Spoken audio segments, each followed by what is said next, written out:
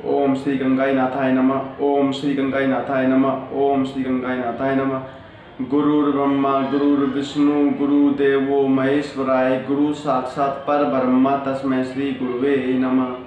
तस्मै श्री गुरुवे नमः। तस्मै श्री गुरुवे नमः। सभी साथियों को जय गुरुदेव, और जो नए साधक हैं उनको बहुत बहुत जय गुरुदेव। प्रिय साधकों, आज हम आपको अनंतनाद में तीसरी जो स्टेज होती है उसकी व्याख्या करेंगे। तीसरी स्टेज, पहली चीनी थी, दूसरी चीनी, तीसरी घंटा। चित्त खीन हो जाता है इसमें। तीसरी स्टेज है घंटा। जब आप अनंतनाद में गहराई तक पहुंचते हो और तीसरी स्टेज से पहुंचते हो तो आपको घंटी सी बजनी चालू हो जाएगी आपके मस्तिष्क में और आपको कानों से सुनाई देगी।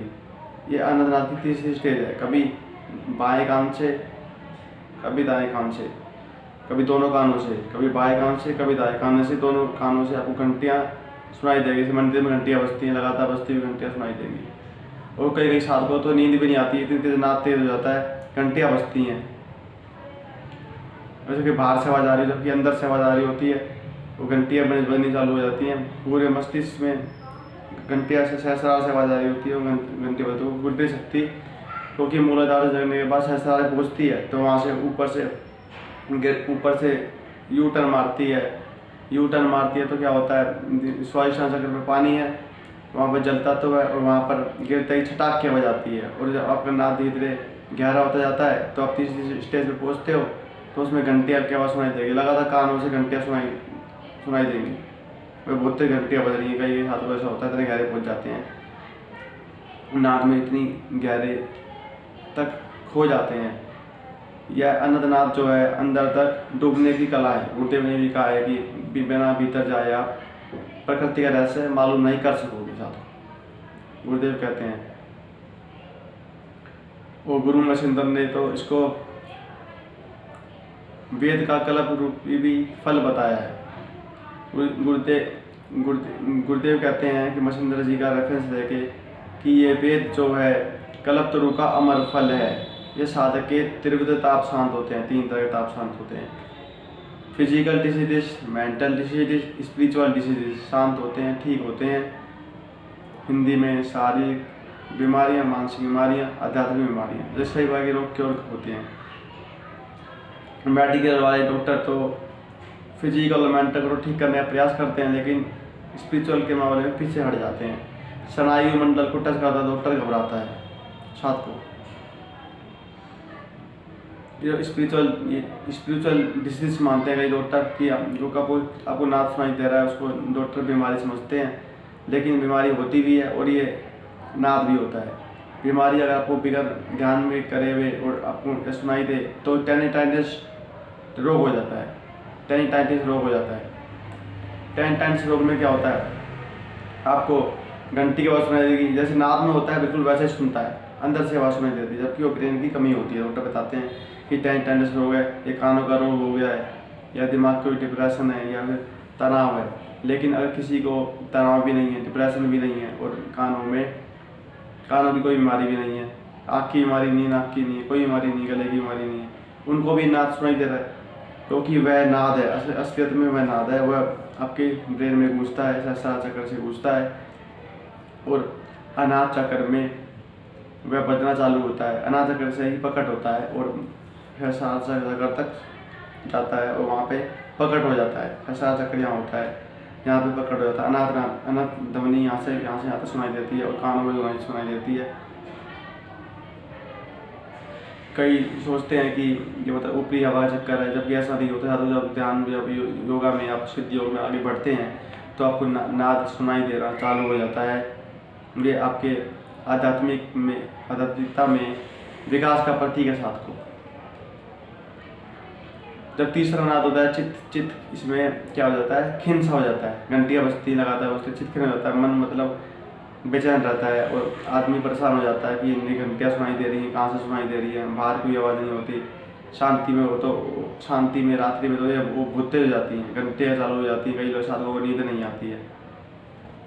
फिर वो गुरुदेव से प्रार्थना करते हैं, गुरुदेव कृपा करके मुझे कंट्रोल में कीजिए। तो गुरुदेव के अंदर में भी कुंडली शक्ति जागृत होती है और कंट्रोल में होती है। हठ योग से भी जागृत होती है, पर उससे कई वर्ष लग जाते हैं। कई साधक कहते हैं कि, कई गुरु कहते हैं कि साथ को वो कि ऐसा करोगे, ऐसा मंत्र जपोगे, ऐसे मतलब तुम हठ योग क्रिया करोगे, अनुलोम विलोम कपालभाति आदि करोगे, 1.5 घंटा करोगे एक दिन में, तो आपको 20 वर्ष लग जाएंगे। ऐसे बाबा कहते हैं 20 वर्ष लग जाएंगे आपको कुंडली जगाने में। जबकि गुरुदेव कहते हैं 1 सेकंड का भी टाइम नहीं लगता। अगर आपके अंदर पूर्ण समर्पण है तो गुरुदेव अभी कहते हैं कुंडली अभी क्यों आ जाती, 20 साल गुरु चेला क्या रहेंगे क्या? गुरुदेव कहते हैं 20 साल की गारंटी है कि ये जीवन रहेगा नहीं रहेगा, क्योंकि ये श्वासों की गिनती पर आधारित है जीवन। जितनी श्वास दी हुई है परमेश्वर ने उतना आदमी जीता है, तो फिर ऊपर चला जाता है, 84 लाख योनियों में भटकता रहता है। गुरुदेव कहते हैं 84 लाख योनियों से मुक्त होने के लिए आपको संजीव मंत्र जपना पड़ेगा और लगातार जपना पड़ेगा, डेली जपना पड़ेगा, क्योंकि जो है संचित कर्म है वो बढ़ते जाते हैं। हम कोई भी कर्म करते हैं, अभी कोई पाप होता है, कोई पुण्य होता है, वो बढ़ते जाते हैं। गुरुदेव कहते हैं आप मेरा ध्यान करो यहाँ पे तीसरी आंख पर, आज्ञा चक्र पर, और वहाँ पे जब मैं दिखता था तब आपको योग होना चालू हो जाता है और खेची मुद्रा लग जाती है। तो मतलब ये आपका आखिरी जन्म होगा, इसके बाद कोई जन्म नहीं लेना, मनुष्य जन्म ही आखिरी जन्म होगा और आप ग्रेजुअली सहने विकास की ओर बढ़ते जाओगे। और ये अनंत नाद आपका तीसरा नाद, इसमें चित्त हिंसा हो जाता है, घंटियाँ बजती हैं लगातार, तीसरे नाद होता है। शब्द भ्रम से ही परब्रह्म की प्राप्ति होती है। शब्द जो हमारे जो इसकी सृष्टि जो बनी है, ब्रह्मांड जो बना है, वह शब्द की ही देन है, सबसे ही उत्पत्ति हुई है और शब्द से ही जाकर परब्रह्म में जाकर मिल जाती है। जो घटना अभी नहीं घटी उसको आप पहले देखो और सुन सकते हैं इस योग में, जो सिद्ध योग की मैं व्याख्या कर रहा हूँ, गुरुदेव व्याख्या कर रहे हैं। कहते हैं कि जो अभी घटना नहीं घटी, जो काम अभी नहीं हुआ, वो आपको देखा और सुना जा सकता है। जबकि विज्ञान कहता है कि प्रेजेंट में आपको जब नाद सुनता है तो आप विचित्र तरह के रहस्य प्रकट हो जाते हैं। आप धीरे धीरे ध्यान की गहरी अवस्था में पहुंच जाते हैं। साथ को गुरुदेव कहते हैं ऐसा। साथ को तीसरा नाद क्या उन्होंने आपको बारे में बताया, और अब हम बता दें आपको कि कुंडली शक्ति क्या है। कुंडली एक ईश्वर की पराशक्ति है। जैसे बाहर हम राधा कह दो, सीता कह दो, दुर्गा कह दो, पार्वती कह दो, काली कह दो, आदि नाम से पूछते हैं, आदि शक्ति नाम से पूछते हैं। योग में उसको कुंडली शक्ति कहते हैं। साथ को जब ये जागृत ये रहती कहाँ है? रहती वहाँ है जहाँ पे आपका मूलाधार चक्र होता है। मूलाधार और स्वादिष्ठान चक्र से नीचे होता है, स्वादिष्ठान चक्र से रूट चक्र ही बोलते हैं इसको। वहाँ पे आपके सैक्रम में रीढ़ की हड्डी का निचला हिस्सा वहाँ पे रहती है। पूंछ को मुंह में दबाए हुए, दुम को मुंह में दबाए हुए 3.5 आटा लगा के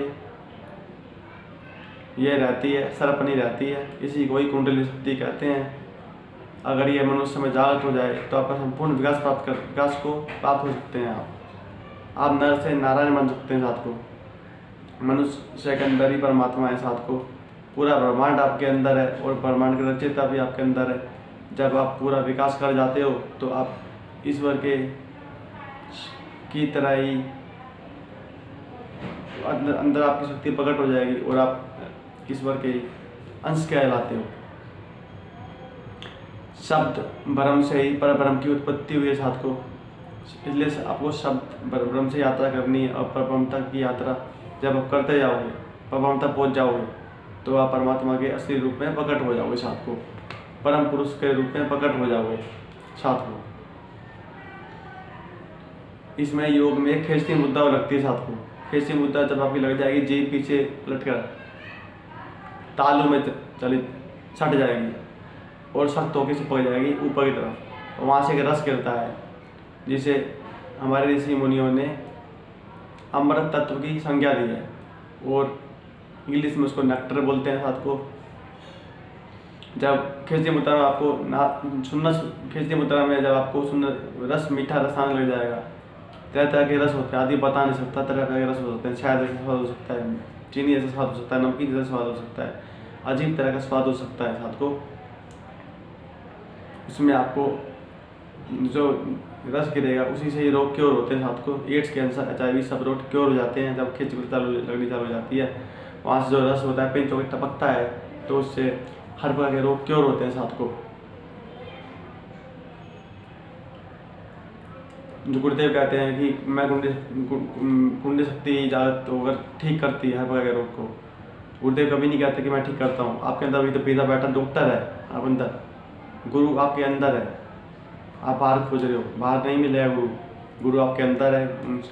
ये शरीर गुरु नहीं है, शरीर तो गुरुदेव कहते हैं शरीर गुरु नहीं है, शरीर तो कल मरेगा जाके, लेकिन गुरु आपके अंदर है। आपके अंदर प्रकट हो जाएगा, डॉक्टर प्रकट हो जाएगा, वो आपको अंदर से ही जवाब देगा और अंदर से ही आपके सारे रोग क्योर हो जाएंगे। देवता और दानवों में देवता बड़े होते हैं। गुरुदेव ने कहा है कि देवता और असुर आपके अंदर ही है। जब आपके अंदर देवता चेतन हो जाएगा तो वह असुर पे भारी पड़ता है और असुरी वृत्तियाँ छोड़ के चली जाती हैं और आप देवत्व को प्राप्त हो जाते हो। साथ फिर साथ को संजीव मंत्र सुनने के लिए आप www.the-comforter.org सर्च कर सकते हैं। और दूसरी साइट ये है कि www.gurushyayoga.org सर्च कर सकते हैं।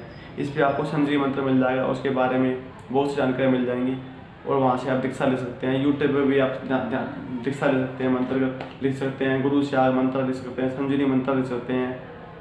वहाँ से आपको मंत्र मिल जाएगा और आपका ध्यान वहीं से प्रकट हो जाएगा, आप कर सकते हो ध्यान। फ़ोटो के लिए मैं आपको बता दूँ, मैं इस डिस्क्रिप्शन में 2 लिंक दूंगा गूगल ड्राइव पे, वहाँ से आप हाई रिजोल्यूशन की फ़ोटो डाउनलोड कर सकते हैं और गुरुदेव का ध्यान आरंभ कर सकते हैं। गुरुदेव ध्यान करना कैसे है, गुरुदेव गंगानाथ जी महाराज जो दाढ़ी वाले पीछे बैठे हैं गिरे वस्त्र में, उनको कुछ समय क्षण के लिए मस्तिष्क पर देखना है और प्रार्थना करनी है, हे गुरुदेव मेरा ध्यान इतने समय के लिए स्थिर कर दीजिए। फिर दादा गुरुदेव का नाम हो गया, फिर उसके बाद हमारे पूज्य गुरुदेव फिर कपड़ों में कुर्ता पजामे में गुरुदेव श्याग जी, इनको आपको थर्ड नेत्र पे सोचना है, कुछ सेकंड के लिए सोचना है। जब आपको दिख जाएंगे ना तो योग प्रकट हो जाएगा साथ को, तो आप हर प्रकार की बीमारी से मुक्त हो जाओगे। साथ को योग वही होगा, इसके लिए आपको ज़रूरत है। और आप सोचोगे कि मुझे योग नहीं हो रहा, कई लोग योग हो रहा है, तो आपके अंदर प्रक्रिया चल रही होती है, योग वाकई में हो रहा होता है। और जिसको योग नहीं होता, कोई रोग नहीं होता, उसकी सीधी समझ लगती है, सीधा साधक पहुँचता है। पर ऐसे साधक कम ही होते हैं, उनकी पूरी पूजन में तपस्या करी होती है, वही साधक समाधि उस तक पहुँचते हैं, क्योंकि उनको समय नहीं लगता, उनकी जन्म की साधना होती है। आपकी इस जन्म में आपको शुरू से आराधना करनी पड़ती है, जिसने भी जन्म से आराधना नहीं करी है, इस जन्म शुरू से आराधना करी और आप वहाँ तक पहुँचोगे जहाँ से छोड़ा था। जन्मों में आपने जहाँ पे साधना छोड़ी थी उससे आगे बढ़ोगे। ये धन ऐसा है कि बढ़ता ही बढ़ता है, घटता नहीं है। साथ को मैं आपसे विदा लेता साथ को, गुरुर् ब्रह्मा गुरुर्विष्णु गुरुदेवो महेश्वराय गुरु साक्षात पर ब्रह्मा तस्मै श्री गुरुवे नमः, तस्मै श्री गुरुवे नमः, तस्मै श्री गुरुवे नमः। जय दादा गुरुदेव, जय दादा गुरुदेव, जय दादा गुरुदेव, जय गुरुदेव श्याग। ओम श्री गुरुवे नमः। सतगुरु रामलाल श्याग जी की सदा ही जय हो। जय गुरुदेव, जय कल की।